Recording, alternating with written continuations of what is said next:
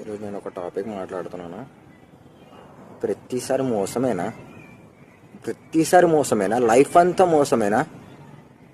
అసలు మన నిజం చెప్తున్నా, మనం పుట్టడం ఇండియన్స్ అని పుట్టడమే నాకు ఎంత బాధ అనిపిస్తుంది తెలుసా. అన్నిట్లో మోసపోతాం స్వామి. ఇది ఏంటి, పాలిటిక్స్లో మోసపోతాము, రిలీజియస్లో మోసపోతాము, క్యాస్ట్లో మోసపోతాము, అన్నిట్లో మోసపోతూనే ఉంటాము, దెబ్బ తింటానే ఉంటాము. అసలు మనకి సిగ్గులు ఏం లేదా? ఎంత నిజాయితీగా ఎంత నమ్ముకుంటాం తెలుసా. నమ్ముకున్న వాళ్ళే మోసం చేస్తూ ఉంటారు తెలుసా. మనకి ఎంత బాధ అనిపిస్తుంది తెలుసా.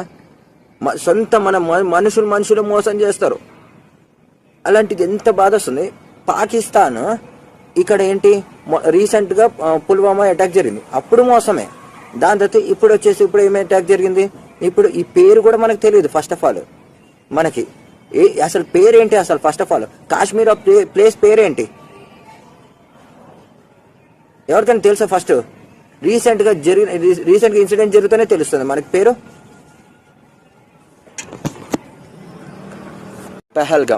పెహల్గామ్ అటాక్, పాకిస్తాన్ వచ్చి అటాక్ చేసుకుని పోయింది. 28 మనుషులు చంపేసింది. అంటే హిందూస్ అని చెప్పేసి దెబ్బకి మోసం చేసేస్తున్నాం. అరే సొంత వాళ్ళు మోసం చేస్తుంటే తట్టుకోలేక ఏడుస్తున్నాం. అక్కడ పాకిస్తాన్ వాళ్ళు వచ్చి మనల్ని అటాక్ చేస్తుంటే మనం ఏం పీక్తున్నాం? గవర్నమెంట్ ఏం చేస్తుంది?